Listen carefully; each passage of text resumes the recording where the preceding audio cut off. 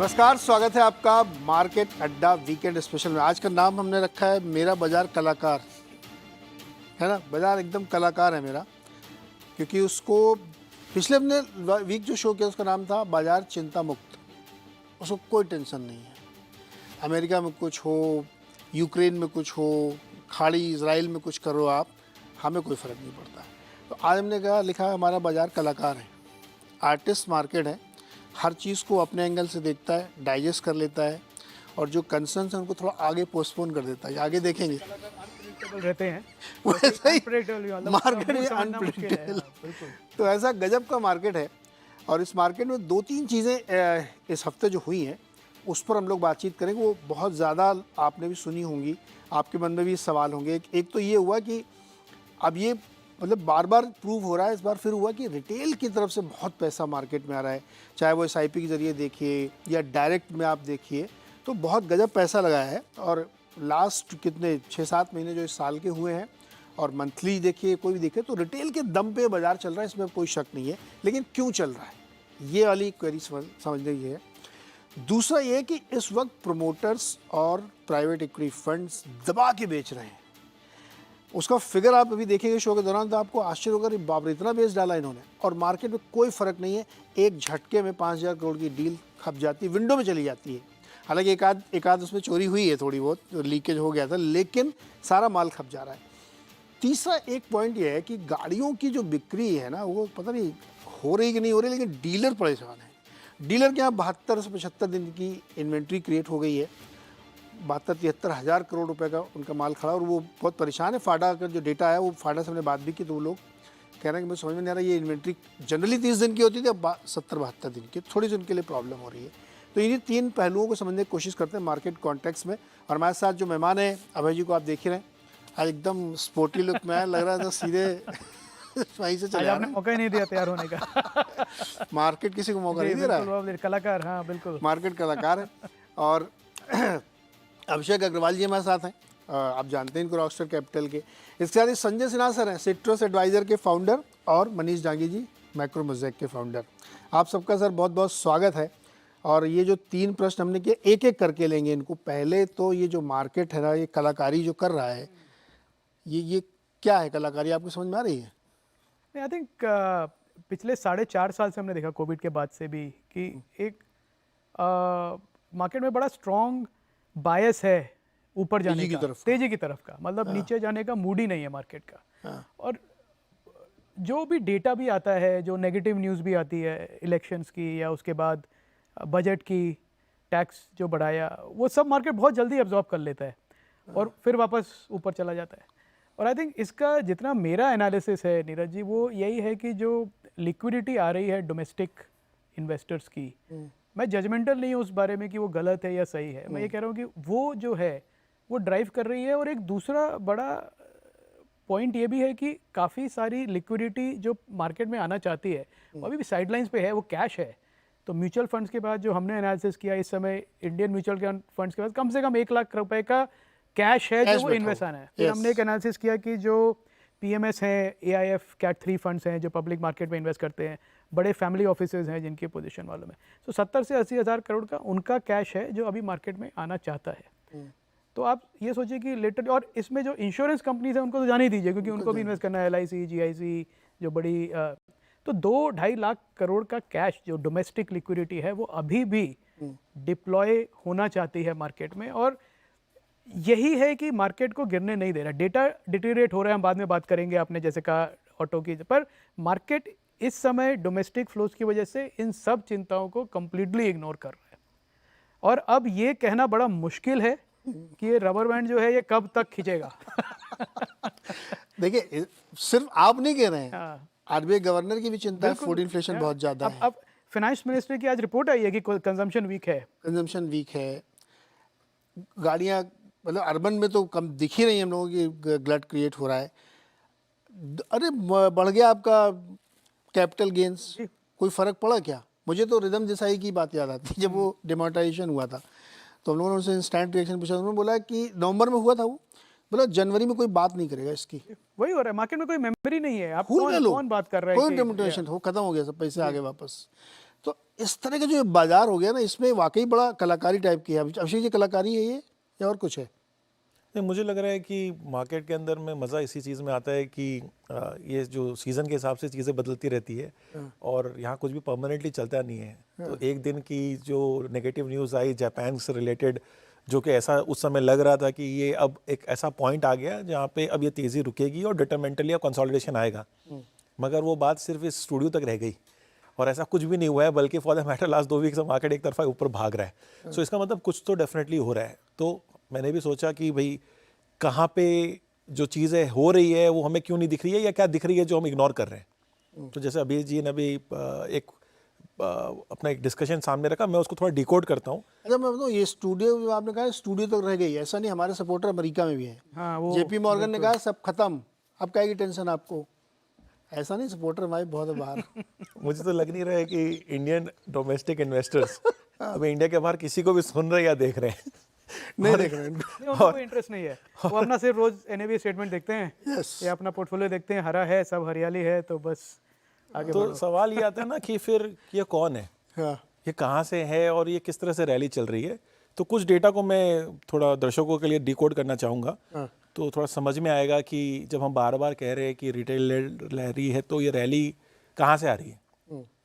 2013 में इंडिया का जो टोटल यूनिक अकाउंट था, जो इंडिया में इन्वेस्ट करता है स्टॉक मार्केट में, वो 1.3 करोड़ थे। 2020 जब कोविड शुरू नहीं हुआ था, तब ये नंबर 3 करोड़ था।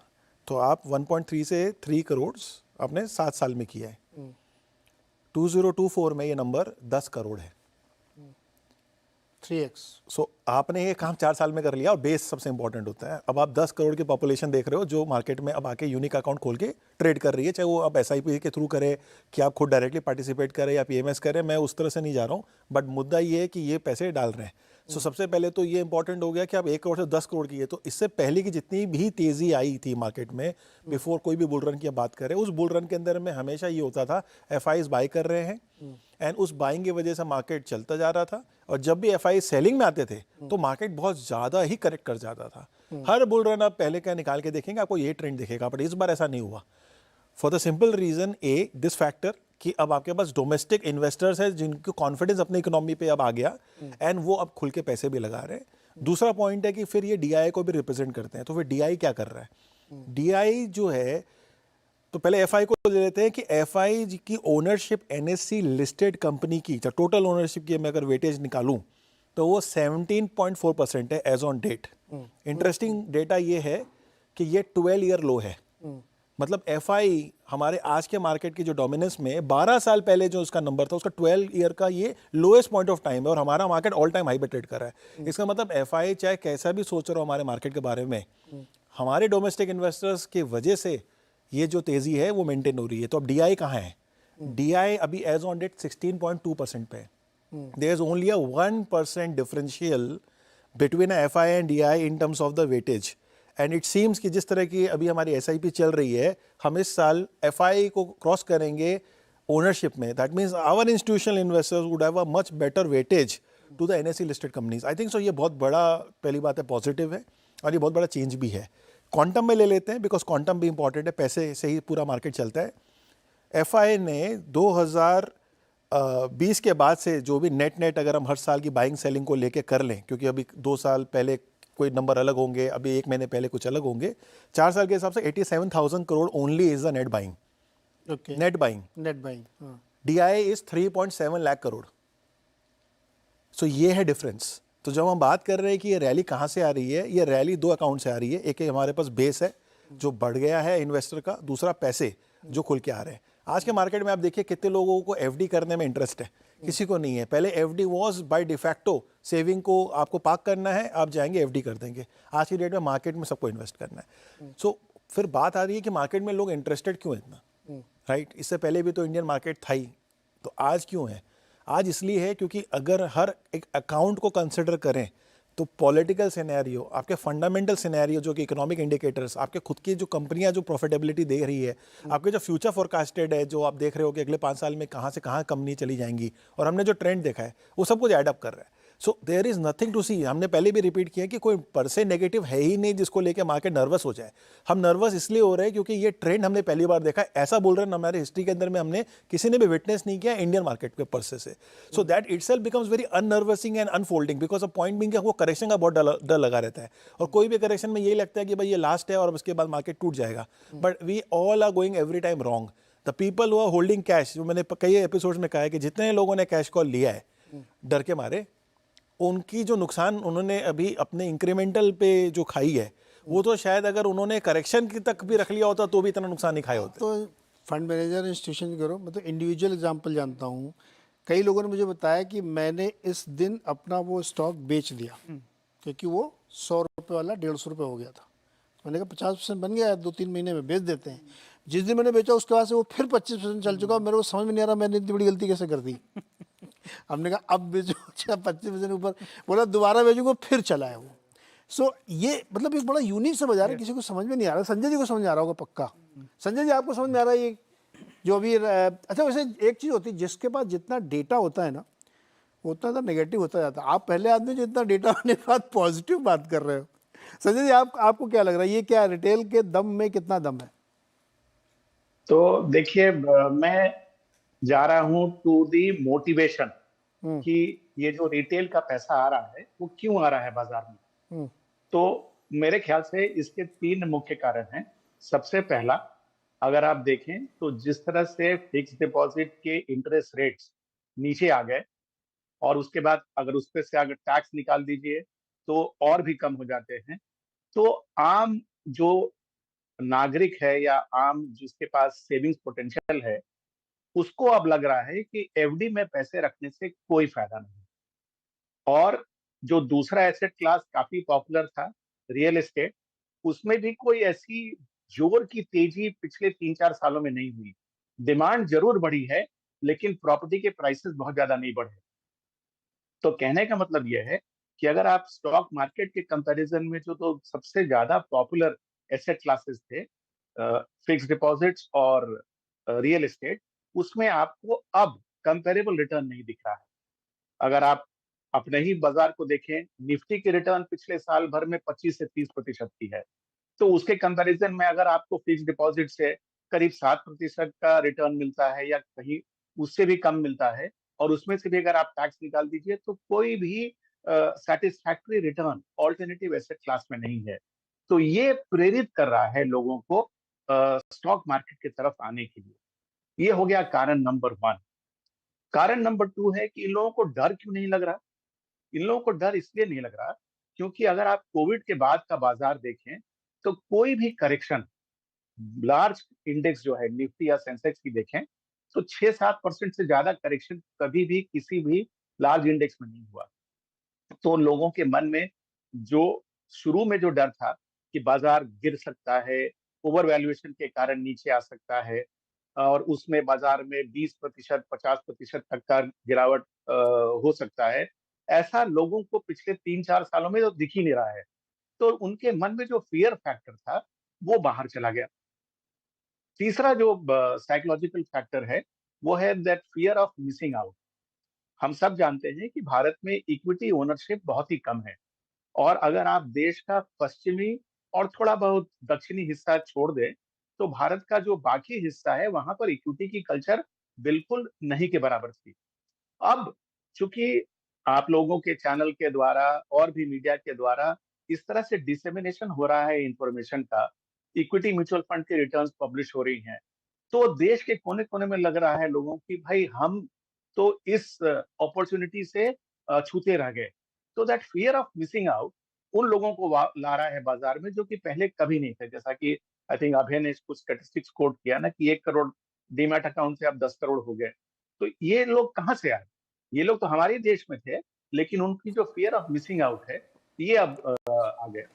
तो मेरे ख्याल से जो 3 मोटिवेशनल फैक्टर्स है जिसने रिटेल इन्वेस्टर को बाजार में लाया है, ये 3 मोटिवेशनल फैक्टर्स अभी भी कुछ समय तक कायम रहेंगे। क्या चीज इनको डगमगा सकता है?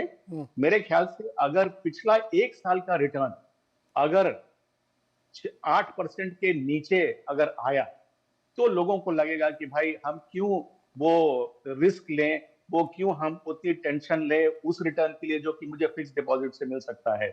तब जाकर ही मुझे लगता है कि ये रिटेल डगमगाएगा।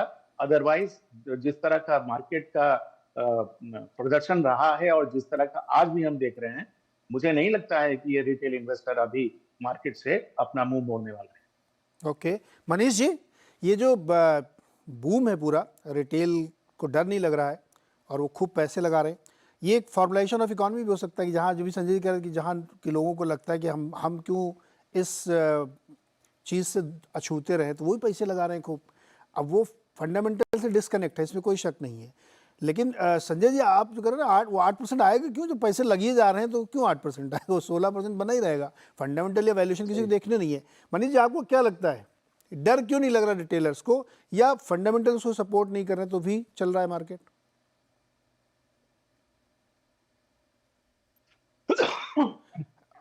मनीष जी, अनम्यूट करिए अपने को।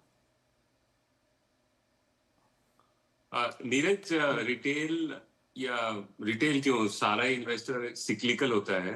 2004-8 के अंदर वो यूलिप में आ रहा था, अभी म्यूचुअल फंड में आ रहा है। परसेंटेज ऑफ मार्केट क्या है, परसेंटेज ऑफ जीडीपी किसी भी तरह से देख लो, सेम है। 1990s के अंदर टोटल फाइनेंशियल सेविंग्स का इक्विटी के अंदर ज्यादा इन्वेस्टमेंट था हाउस होल्ड का वर्सेस बनिस्पत अभी है। तो ऐसा मैं हमेशा हर जनरेशन ऑफ इन्वेस्टर को लगता है एकदम कुछ नई पतंग उड़ रही है। और ये वही हर बार वही है कि एक कोई भी एसेट जो होता है उसमें जो एवरेज इन्वेस्टर है, और आमतौर पे सभी इन्वेस्टर हैं, वो एक इनर्शिया होता है कि जिस चीज में मोमेंटम है उसमें रहना चाहिए। तो मुझे नहीं लगता है कि ऐसा कुछ यूनिक हो रहा है, पहली बार। दूसरा, क्या रिटेल कुछ एकदम वाइड स्प्रेड है? 85% पैसा जो है वो टॉप 3-4% फैमिलीज का है। सो ऐसा भी नहीं है कि ऑफ कोर्स बहुत डीमैट अकाउंट खुले हैं, लेकिन जो एब्सोल्यूट नंबर्स हैं, जो इंक्रीमेंटल जिस विंडो से पैसा आ रहा है वो छोटा है। अभी जो बड़ा पैसा लगा हुआ है वो ये 3-4% फैमिलीज का है हिंदुस्तान की। तो उसमें भी कुछ बड़ा चेंज नहीं है। तीसरी बात है कि वो फंडामेंटल से डिस्कनेक्टेड है क्या? तो 20-25% मार्केट कभी ऊपर जाता है फंडामेंटल से, कभी नीचे जाता है। मोस्ट प्रोबेबली पिछले 2-3 सालों से 2022 के बाद में हम अक्सर ऊपर ट्रेड कर रहे हैं कई रीजन की वजह से। तो हो सकता है कि टू दैट एक्सटेंट थोड़ी फ्रॉथ है मार्केट में। वो मार्केट जब कुछ कभी पॉलिटिकल रीजन से, कभी इकोनॉमिक रीजन से, कभी जियोपॉलिटिकल रीजन से इसको फ्लैश आउट कर देगा। तो बेसिकली उड़ती पतंग हमेशा उड़ती रहती है जब तो वो कटती नहीं है, तो उसका कोई हिसाब नहीं कि वो कब कटेगी। बट मोटा मोटी हिस्टोरिसिटी होती है मार्केट के रिटर्न में कि वो 4-5% बॉन्ड के ऊपर बनाता है। अगर पिछले 5-10 सालों में उन्होंने ज्यादा बनाया है तो आप वो अगले 5-10 सालों में उस रिटर्न को वापस दे दोगे, और कम बनाया है तो उस मार्केट से वापस एक्स्ट्रा ले लोगे। ऐसा कुछ भी इंडिया के कॉर्पोरेट की आरओई में, नॉमिनल जीडीपी ग्रोथ में कुछ भी चेंज नहीं हुआ है कि that deserves India better valuation than what it has been. So because थोड़ा महंगा मार्केट लग रहा है, इसका मतलब रिस्क प्रीमियम अगले 5-10 साल के अंदर आपके इन्वेस्टर को कम मिलेंगे। वही अपनी बात कई बार हुई। तो अब ये बताइए कि जो पतंग है वो कट सकने की संभावना के लिए क्या रीजन होंगे, कब पतंग कट सकती है? ना ये किसी को पता नहीं है। जो बंदा पिया हुआ बंदा खुश ही रहता है। अच्छा, ठीक है, तो जब तक हैंगओवर, अब जब सुबह पता पड़ता है कि वो रात थी, तो the proof of the morning is the proof of the night is the morning, है ना। तो वो कब होता है, नो वन नोज।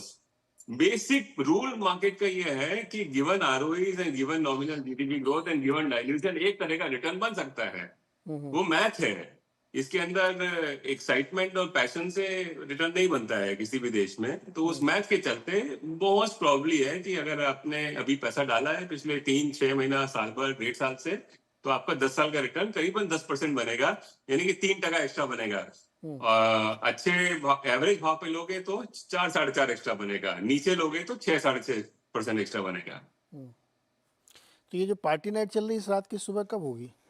कहना मनीष की बात ठीक है, बहुत मुश्किल है कहना। पर देखिए क्या होता है, दो हिस्सों में बांटते हैं मार्केट को। एक है जो फंड मैनेजर्स जो एक्सपीरियंस है, देखे मार्केट साइकिल्स, और एक रिटेल है।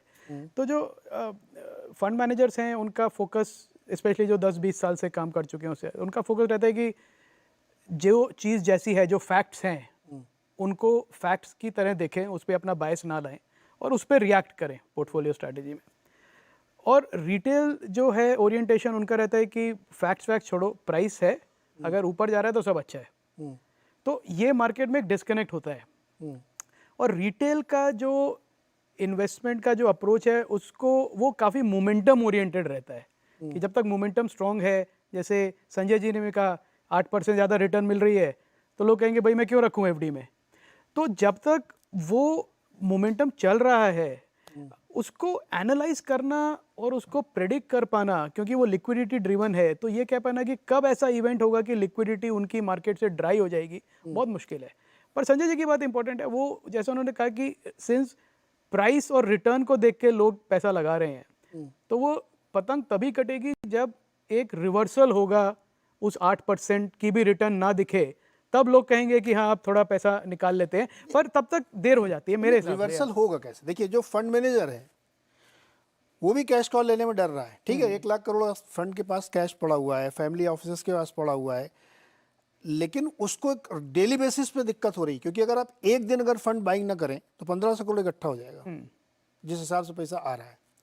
तो आप एक हफ्ते मत करिए, 7,500 करोड़ आपको डालना पड़ेगा मार्केट में। वही तो हो रहा है ना नीरज जी, जो आप कह रहे हैं बिल्कुल वही हो रहा है। मतलब that is what the point is कि फंड मैनेजर जो है, पब्लिक मैनेजर्स हैं, उनके ऊपर प्रेशर है, प्रॉब्लम है कि नहीं लेना चाहते। अब जैसे आपने कहा, जो आप अगले हिस्से में आएंगे, जो पी फंड्स हैं, फाउंडर्स हैं, वो बेच रहे हैं, तो वो क्योंकि माल ऐसे लोग ले रहे हैं ना जिनको डिप्लॉय करना है मोटा पैसा। चलो यहाँ से हम ले लेते हैं, तो क्यों बेच रहे हैं? क्या ये ज़्यादा स्मार्ट लोग हैं कि तेजी बाजार में बेच के निकल लेंगे? हिस्टोरिकली तो ऐसा हुआ है, इनका एक सेंस रहता है। बेच के पैसा कहाँ ले जाएंगे? आई डोंट नो कि मार्केट में लगाएंगे।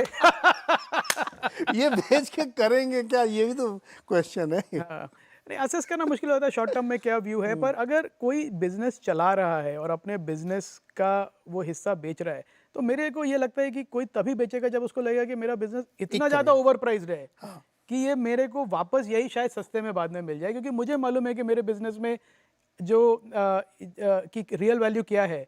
और पर प्रॉब्लम क्या होती है नीरज जी कि मार्केट काफ़ी समय तक गलत या सही रह सकता है, उसको प्रेडिक्ट कर पाना कि कहाँ पे वो मोमेंटम ब्रेक होगा, वो बहुत मुश्किल है। पर जब टूटता है तो जोर से टूटता है। तो ये बात सही। मैं एक बार ये नंबर दर्शकों को दिखाना चाहता हूँ कि जो ब्लॉक विंडो में होता है ना, जबकि मार्केट ओपन से पहले एक ब्लॉक में आप बेचते हैं, अभी पिछले कुछ दिनों आप रोज सुनते होंगे, आवाज़ पे भी हम लोग खबर चलाते रहते हैं कि फलाने जी ब्लॉक करेंगे, ढिमकाने जी ब्लॉक करेंगे, डेली बेसिस पे हो रहे हैं। तो पिछले 3 साल में देखिए आप, ये मैं बल्क डील की बात नहीं कर रहा हूँ, ये ब्लॉक है जो विंडो में हो रहा है। FY23 में 1,87,000 करोड़ की ब्लॉक डील्स हुई, 24 में पिछले साल में 1,70,000 करोड़ की, और इस साल अभी तक 90,000 करोड़ हो चुका है, और इसी हफ्ते 20,000 करोड़ हुआ है। इस तरह के लोग बेच रहे हैं। तो एक बार जरा फिर से जाऊंगा मनीष जी के पास। मनीष जी, ये क्या जो डील्स हो रही हैं, खूब प्रमोटर भी बेच रहे हैं, पी वाले भी बेच रहे हैं, बेच के निकल रहे हैं, इसमें 2 सवाल है मेरे कि ये क्यों बेच रहे हैं, पहला सवाल, और दूसरा बेच के पैसा ले कहाँ जा रहे हैं? नहीं, मार्केट में कोई जब खरीदता है तो सामने किसी को बेचना पड़ता है, अदरवाइज खरीदोगे कहाँ से? कोई नया नहीं है ना। आई मीन आपको बेचना, किसी को बेचना पड़ेगा। 2 ही तरीके हैं पैसा बनाने के, मोमेंटम खेलने का with strict stop loss, technical काम है उसको, और दूसरा जो प्रमोटर कर रहा है वो करने का। बाकी सारी तरीके जो है वो इधर उधर घूम करके नेट इंडेक्स या इंडेक्स से नीचे आ जाते हैं। तो बड़ा पैसा बनाने के 2 तरीके हैं। अगर पेशेंट हो तो ये बहुत करो कि प्रमोटर, क्योंकि वो इनसाइडर है पूरी दुनिया में, कई जगहों में, हर ज्योग्राफी में, इंक्लूडिंग आई थिंक रामोयन ने इंडिया में भी स्टडी किया है कि 2 ही स्ट्रैटेजीज काम करती हैं जो सस्टेन्ड बेसिस पे मार्केट को आउटपरफॉर्म करने के लिए आपको एट एवरेज सहायता देती है। एक कि मोमेंटम, बेसिकली जब तक मार्केट 200 दिन मूविंग एवरेज या 100 दिन मूविंग एवरेज से ऊपर रहे तब तक पोजीशन चलाओ, और एक लेकिन स्ट्रिक्ट टेक्निकल स्टॉप लॉस रखो कि अगर कटे पतंग तो अपने पहले निकलने का है ना। मैं आपको छोटा सा एग्जांपल देता हूँ। 99-2000 की बात है, हयात शुरू हयात के अंदर एक हमारा फंड मैनेजर जो एक टेक फंड चलाते थे, वो बड़े आदमी बन गए वो। उस वक्त कुछ तो 80-90% कैगर रिटर्न दे रहे थे। तो 400 लोग का एंट्री था उस बड़े हॉल के अंदर, और उस दिन कुछ 3-3,500 उस जमाने में, संजय सर को पता होगा ये सब चीजें क्योंकि उन्होंने जिया है इस सबको, 3,000-4,000 लोग घुस गए होटल के अंदर और अफरा तफरी मच गई, ये हालत थी। अच्छा, cut to 2007 towards the end, यही माहौल था फिर से, मोटा मोटी उसी होटल के अंदर हम फिर से प्रेजेंट थे और मतलब लाइन लगी हुई है अंदर घुसने के लिए, ये बुरी हालत थी। तो मतलब हमने ये सब जमाने जो है ये बार बार ये सब रघुकुल रीत है, ये बार बार यही रीत चलती है। तो अब प्रमोटर क्यों बेच रहा है, उसका आंसर सिर्फ ये है क्योंकि आप खरीद रहे हैं, और कोई तरीका और कुछ नहीं है। कोई खरीदे, आप खरीदोगे तो एक साधारण मार्केट के अंदर तो आप खरीदोगे और मैं बेच दूंगा, लेकिन अब मेरे को भी नहीं बेचना है और आपको भी नहीं बेचना है, तो किसी को तो बेचना पड़ेगा। तो एक लेवल पे प्रमोटर की elasticity to sell is when he thinks की value is higher than the intrinsic value, substantially higher, वो माल बेच देगा। प्रमोटर बैलेंस शीट अलग तरीके से बेचती है, बैलेंस शीट माल तब बेचती है जब उसको इन्वेस्ट करना होता है। समझ रहे हो मेरी बात? नीरज भाई ने एक कुछ बहुत बड़ा फैक्ट्री खोला हुआ है नया, तो उसमें 200 करोड़ रेज करना है, तब आपकी बैलेंस शीट बेचेगी, है ना। और नीरज भाई की एक कंपनी है, उसमें नीरज भाई अगर अपना माल बेच रहे हैं तो उसको बोलते हैं प्रमोटर का बेचना। प्रमोटर कब बेचता है? जब उसको लगता है कि वो मतलब बड़ी दूरियां हो गई है वास्तविकता से। तो हिंदुस्तान के अंदर कुछ ना केपेक्स बूम नहीं आ रखा है, बैलेंस शीट पैसा ही नहीं बांट रही है, बैलेंस शीट शेयर नहीं बेच रही है, प्रमोटर माल बेच रहा है। जनरली दुनिया के अंदर ये जाना गया है कि जब जब प्रमोटर माल बेचता है तो अपने को अगर और कुछ पता नहीं है तो चुपके साथ उसके साथ में अपने को SWP कर देना चाहिए। मेरा सेकंड पार्ट आप बताओ, वो प्रमोटर बेच के पैसा कहीं लगा रहा है क्या? देखिए मैं उसको सिंपल कहूँ, एक आदमी बलून बेच रहा है और दूसरा बलून खरीद रहा है, यही चल रहा है। अगर इसको एकदम सिंपली कहें ना, अब वो वाला बड़ा खराब टर्म इसलिए मैं उसको बोल नहीं रहा हूँ कि मैंने बेचा बलून और आपने दूसरा कुछ चिपका दिया, तो ये चल रहा है। बट मेरा क्वेश्चन ये नहीं है कि ये मैं जजमेंटल नहीं, उसमें चिपक रहा है ये बिकॉज ऑफ लिक्विडिटी हो या कोई भी रीजन हो। क्या फैमिली ऑफिस कितने दिन तक कैश में बैठे रहेंगे? बताइए आप, कैसे चलेगा ये?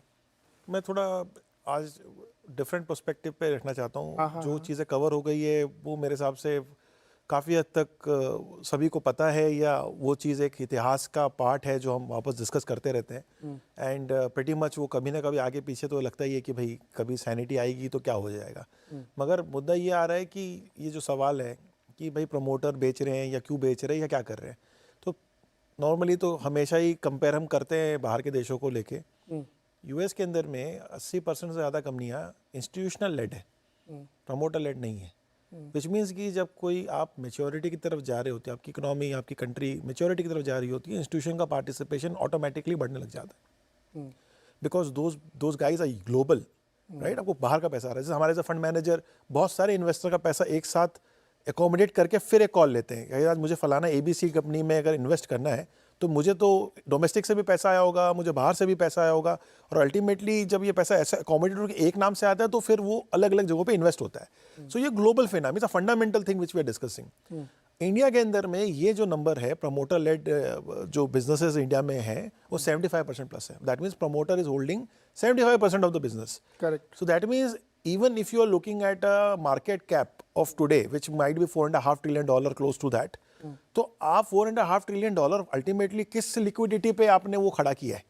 तो अपना मार्केट बहुत इलिक्विड है। जो कई बार अलग अलग तरीके से बात कही गई कि आप निफ्टी 50 के आगे मत देखिए, डेप्थ नहीं है निफ्टी 200 के बाद, क्योंकि हर बार वही बात आती है कि एक तो कंपनियां छोटी, दूसरा प्रमोटर लेट 75% है, तो 75% तो मार्केट में आया ही नहीं। 25% के साथ ही आप कह लो 25% में FIDI की अभी हमने नंबर डिस्कस की है, तो फिर आपके पास एक्चुअल रिटेल फ्री फ्लोट है कितना, right. So that has been the president.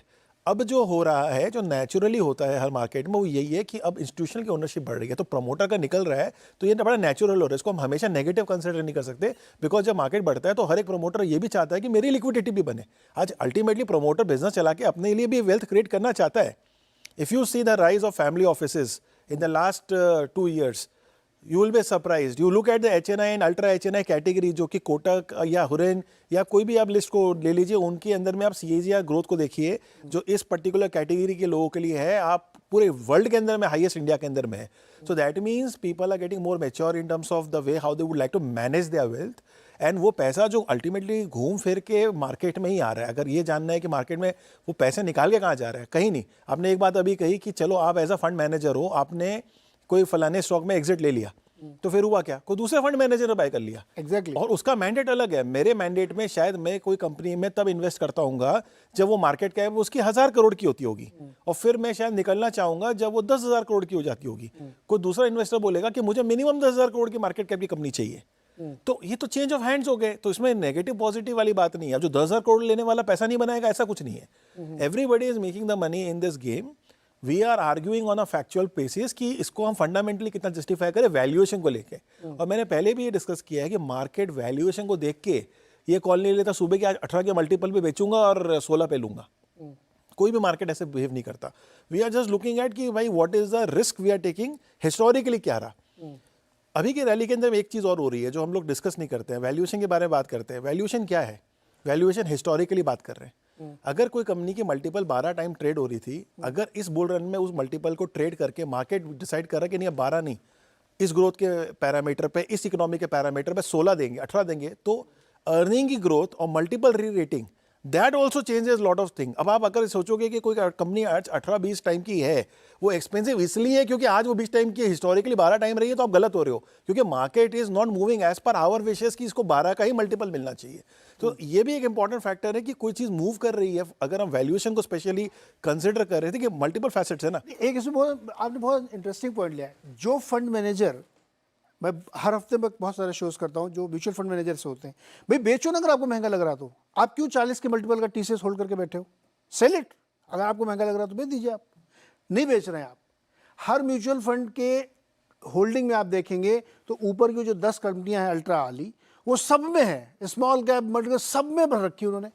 इसका मतलब ये है कि only change of hands, only change of perception है. आप वैल्यूएशन कहाँ देख रहे हो? आप वैल्यूएशन देखते हो HDFC बैंक कब का बेच देते हैं आप, जीरो रिटर्न है उसका, तो नहीं बेच रहे हैं आप. तो या तो आप एक परसेप्शन पे खेल रहे हैं, चलो आपके हिसाब से इसमें पैसा बनेगा, इसमें नहीं बनेगा, और आप सेम होल्डिंग म्यूचुअल फंड की सबकी सब सेम होल्डिंग है. अब आप मिड कैप में जाओगे तो शायद आपको डिफरेंस दिखे, बट लार्ज कैप में सबकी सेम होल्डिंग है. संजय जी, क्या चेंज ऑफ हैंड्स का इशू है कि एक फंड मैनेजर बेच रहा है, दूसरा ले रहा है, 4-4 हज़ार करोड़ की डील झटके में निकल जा रही है? इतना आसान थोड़ी है ये. क्यों निकल रही है? क्या ये चेंज ऑफ हैंड है या कुछ और है? तो इस कॉन्टेक्स्ट में नीरज जी 2 बातें आपके सामने रखता हूँ. हाँ, सबसे पहले कि ये बाजार क्रिएट कैसे हुआ. ये क्रिएट तो तब हुआ ना जब प्रमोटर ने अपनी शेयर्स आपको बाजार में बेचे. आज इस बात पर चर्चा नहीं करना चाहिए कि प्रमोटर क्यों बेच रहा है. प्रमोटर अगर नहीं बेचेगा तो बाजार ही नहीं बनेगा. चर्चा इस बात की हो रही है कि इतनी ज्यादा क्वांटिटी में वो क्यों बेच रहा है. तो इस कॉन्टेक्स्ट में मैं आपको मैं बोलूं कि एज अ फंड मैनेजर इतने साल के एक्सपीरियंस के बाद मैं भी विचलित था कि इतनी बड़ी क्वांटिटी में प्रमोटर्स बेच रहे हैं बाजार में. नॉर्मली इतनी ज्यादा सेलिंग देखकर बाजार को नीचे आना चाहिए था, लेकिन बाजार नीचे नहीं आ रहा था. तो मैंने अगर रिफ्लेक्ट बैक किया, जब मैंने अपने करियर की शुरुआत की थी उस समय मैं यूटीआई में काम करता था. यूटीआई उस समय बाजार का सबसे बड़ा इंस्टीट्यूशनल इन्वेस्टर हुआ करता था. और मनीष को याद होगा, कुछ लोगों को याद होगा, यूटीआई की स्कीम थी यूनिट स्कीम 64, जिसमें हर जुलाई में डिविडेंड दिया जाता था. तो उस डिविडेंड देने के लिए यूटीआई को प्रॉफिट बुकिंग करनी पड़ती थी.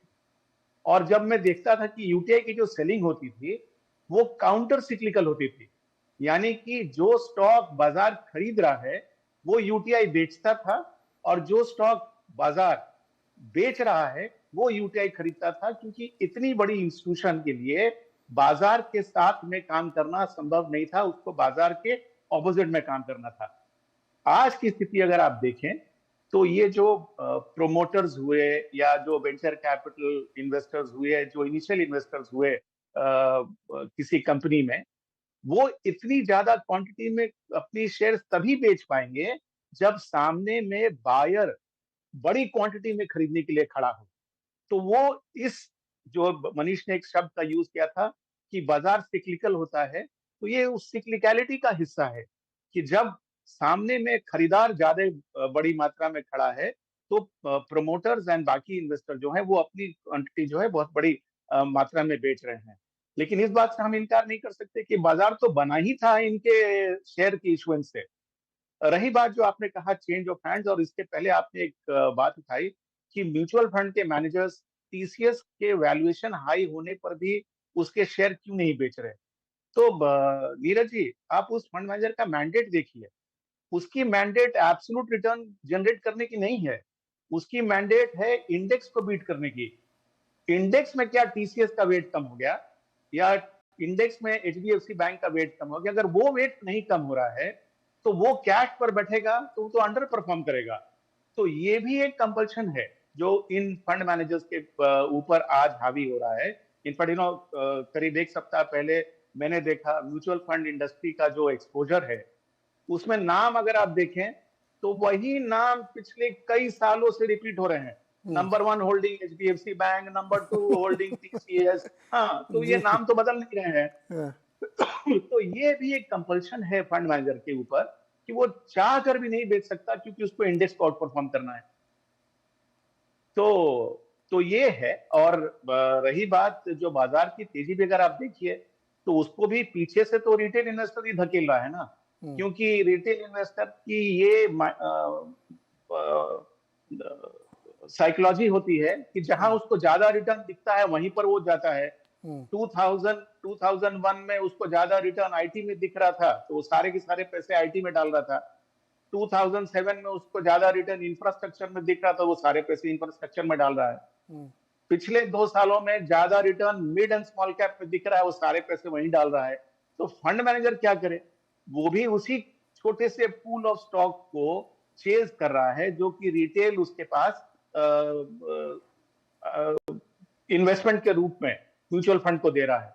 तो पूल छोटा है और उसको चेज करने वाला अगर वैल्यू ज्यादा होता है तो बबल क्रिएट होता है। एक बार एक बहुत ऐसे हम लोग डिस्कस कर रहे हैं तो उसमें एक पॉइंट बहुत रखा था किसी ने कि अच्छी क्वालिटी के पेपर्स आने चाहिए, और जैसा भी आप कर रहे थे अभिषेक की लिक्विडिटी चाहिए।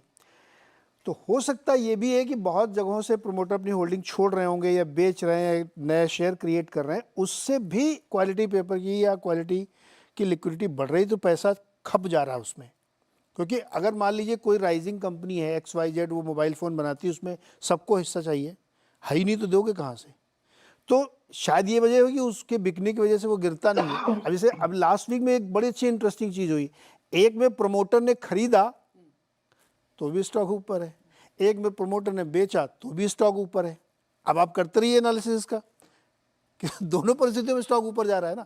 तो बहुत ही विचित्र मार्केट है। इसको एक छोटा सा ब्रेक लेना, मुझे लौट के आके एक सवाल और बहुत महत्वपूर्ण है जो चारों मेहमानों से समझूंगा कि क्या इकोनॉमी और इसके बीच में डिस्कनेक्ट बन गया क्या मार्केट में, वो समझना जरूरी है आपके लिए। छोटे से ब्रेक के बाद आते हैं।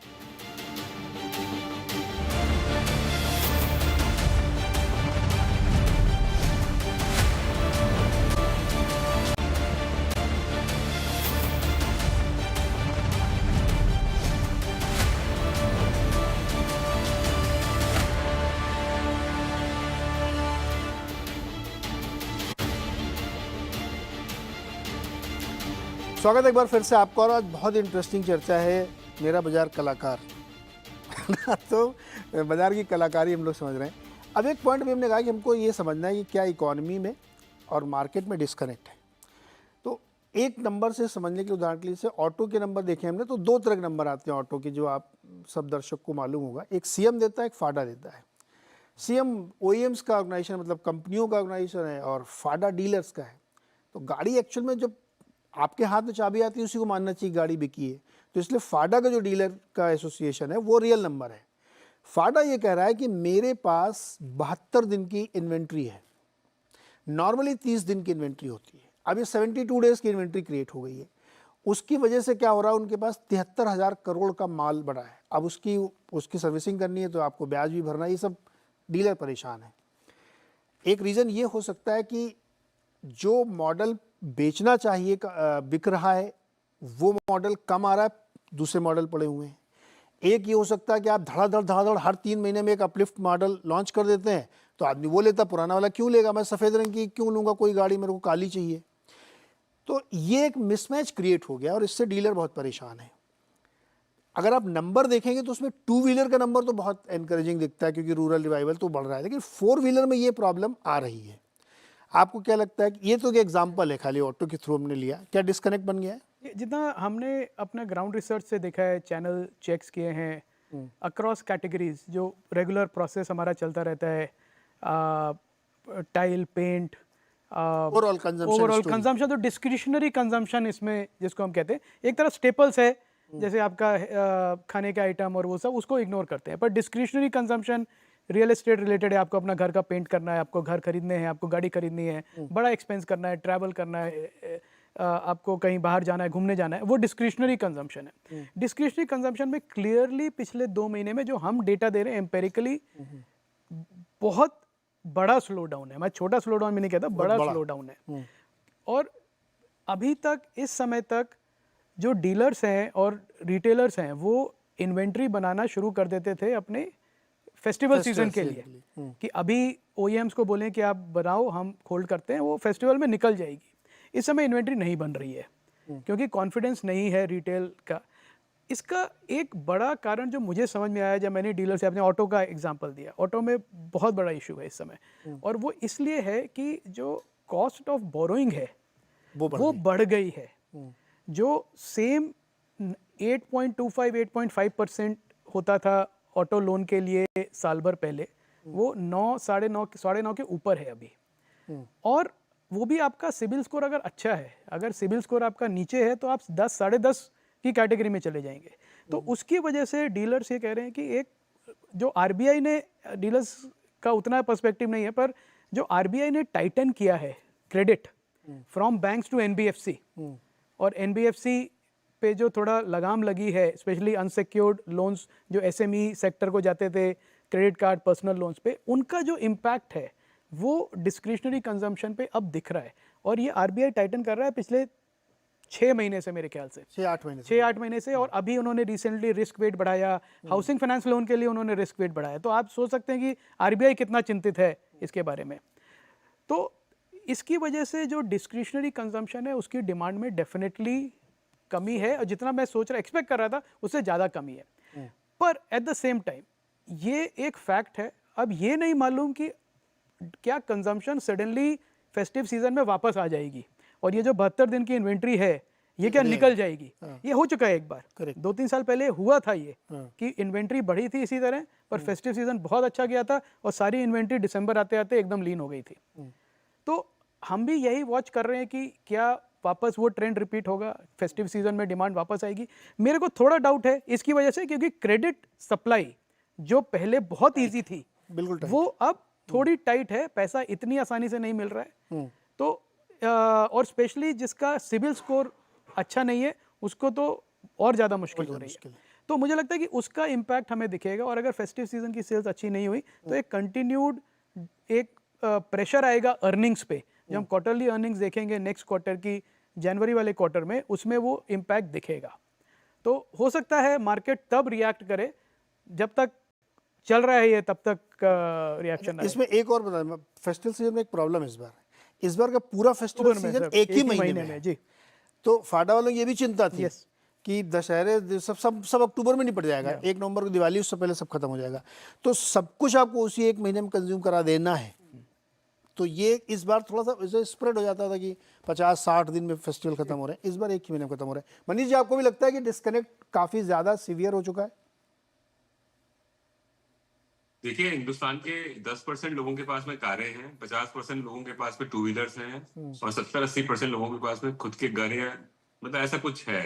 तो जो सिग्नल वैल्यू है वो, ये बेसिकली फ्लाइंग गीज थ्योरी हम लोग मैक्रो में बोलते हैं, कि जो सबसे आगे जो गूज फ्लाई करता है उसके पीछे पीछे दूसरी चीजें मूव करती है। तो जो सबसे अमीर तबका है देश का, जिसको 3-4 लाख रुपए की पगार साल की बनती है, वो 10% लोग हैं। इन लोगों के पास में कारें हैं, तो वो जब स्लो करता है तो मैक्रो जनरली वो हिंदुस्तान के अंदर लीड इंडिकेटर 2 ही चीजें हैं, या तो थोड़ा NONG import, non oil gold import देख लीजिए या फिर ऑटो सेल्स और खास करके 4 व्हीलर सेल्स देख लीजिए।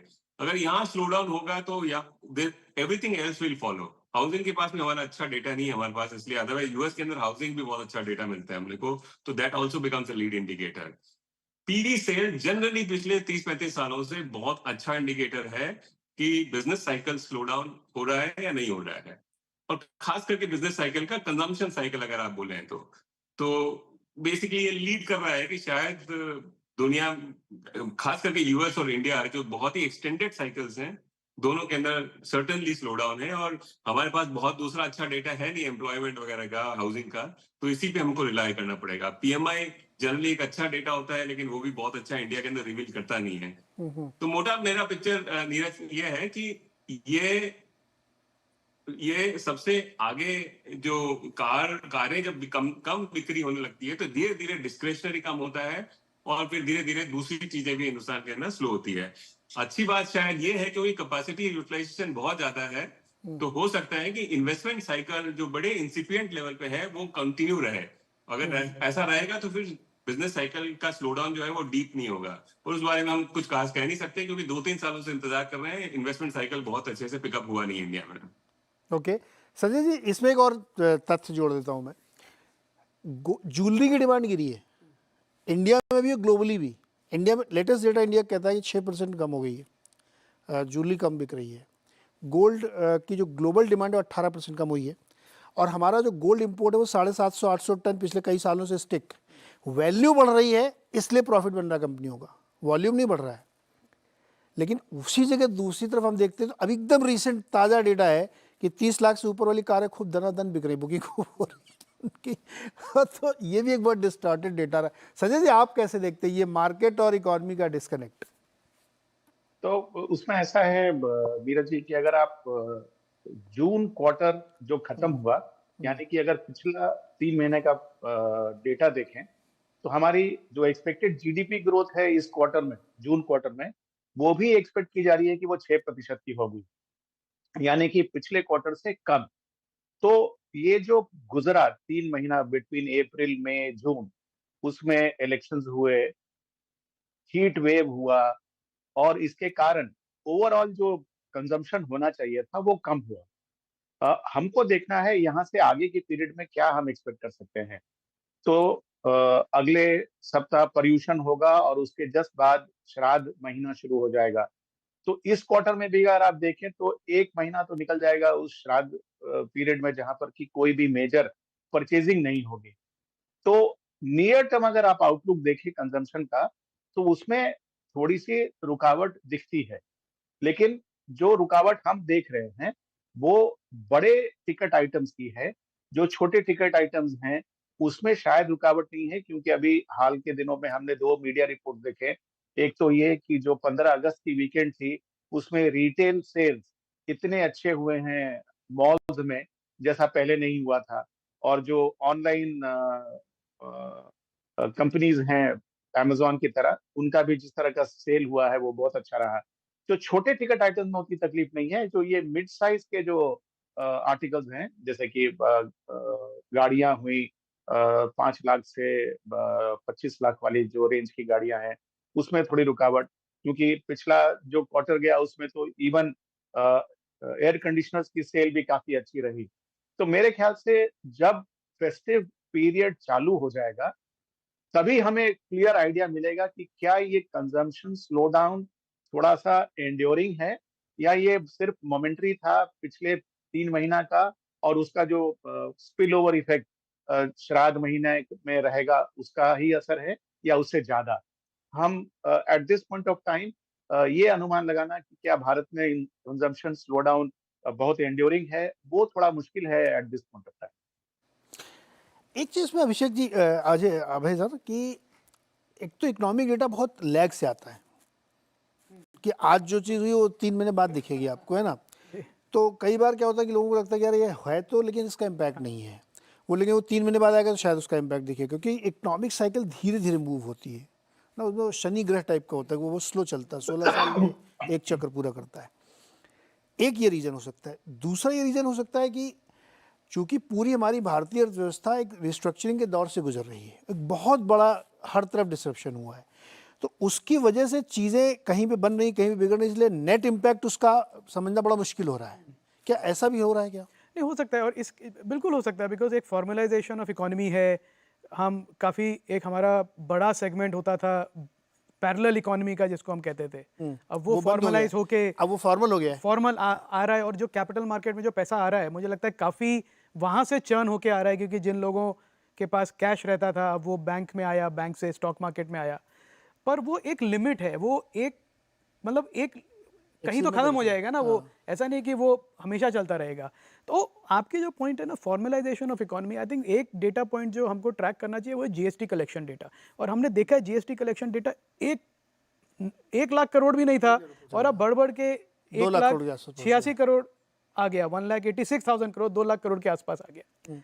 मैं ये देखना चाहूँगा कि अब इस अगले 2, 3, 4 महीने में, क्योंकि वो डेटा रिफ्लेक्ट करता है real purchasing, real consumption, correct. तो वो मैं देखना चाहूँगा अब अगले 2-3 महीने कि वो किस तरफ जाता है, क्योंकि अगर उसमें रिडक्शन है तो क्लियरली इकोनॉमी में, कंजम्पशन में एक स्लो डाउन है अक्रॉस ऑल सेगमेंट्स। इंपॉर्टेंट होगा।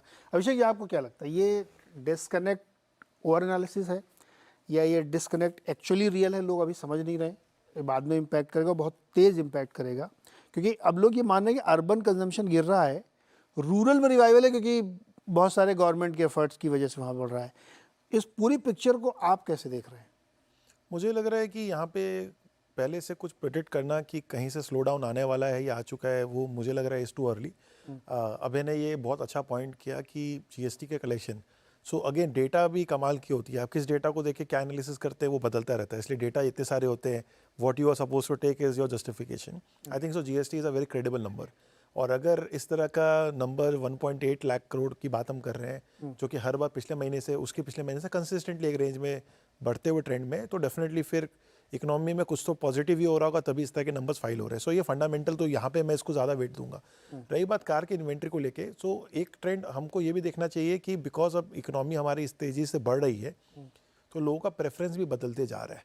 So the middle class, upper middle class की जो प्रेफरेंसेज है वो अब प्रीमियमेशन में जा रही है कि मैं और प्रीमियम लूँ। अभी आपने कहा 25 लाख के ऊपर वाली गाड़ियों के केस में तो लाइन लगी हुई है, वहाँ पे तो आप देखोगे तो वहाँ पे वेटिंग है, पर नीचे वाली जो लो वैल्यू वाली गाड़ी है वहाँ पे है। सो ये डेफिनेटली एक ये भी है कि जो अगर आप चेंज कर रहे हो अपना पैटर्न या कंजम्पशन का पैटर्न कोई पर्टिकुलर तरीके से, जैसे कि अभी बात कर रहे हैं ट्रेडिशनल कार से ईवी में जाने के लिए, अब ईवी के अंदर में अगर बूम नहीं होता तो ओला जैसी कंपनी, ओला इलेक्ट्रिक जो लिस्ट हुई है 7 दिन में डबल हो गई, तो यही डेटा भी हम देख रहे हैं 3 महीने की, और यही अभी एक कंपनी है, तो क्या किसी और को ये नहीं दिख रहा है? So it is not like that. Like we have to see what is happening, what is the change of preference. लोगों देख रहे हैं 2 व्हीलर 3 व्हीलर के ईवी में, आप देखिए क्या डिमांड है। So is a change of preference. जो गाड़ियों की हम प्रीटी श्योर की जो आप बात करें इन्वेंट्री की, वो सारी की सारी पेट्रोल या डीजल वाली होंगी, और वो भी वो लो वैल्यू वाली होंगी, जहाँ पे लोग शायद अब चाह रहे होंगे हम अपग्रेड करें। So the upgrade is the bigger thing to consider, and इस डेटा को लेकर ज़्यादा सीरियसली कंसिडर नहीं करना चाहिए। But yes, once we go in that festive season और फिर जो बाकी चीज़ें हैं तब देखेंगे। खाली एक ऑटो कार के ऊपर मुझे नहीं लगता कि यह कॉल बनाना चाहिए कि स्लो डाउन आ गया। एक्चुअली हो सकता है ये कई बार एडमिनिस्ट्रेटिव प्रॉब्लम है कि आप उसको ठीक से मैनेज नहीं कर पा रहे, इसलिए भी आपकी प्रॉब्लम हो। एक्चुअल प्रॉब्लम ना हो, रियल प्रॉब्लम इकोनॉमिक ना हो, क्योंकि इसमें दो चीज़ें अभी देखिए ना। आप अब जोमेटो के केस में देखिए, जोमेटो जब लिस्ट होने आया तो सारी दुनिया का बहुत महंगा है, वहाँ से आधा और चौथाई 40 रुपये तक चला गया, अब 40 से वो 280 तक पहुँच रहा है। उसमें एंड फिन आके बेच रहा है और सामने खड़े होकर कोई आदमी ले रहा है, और उसके बाद फिर स्टॉक चल रहा है।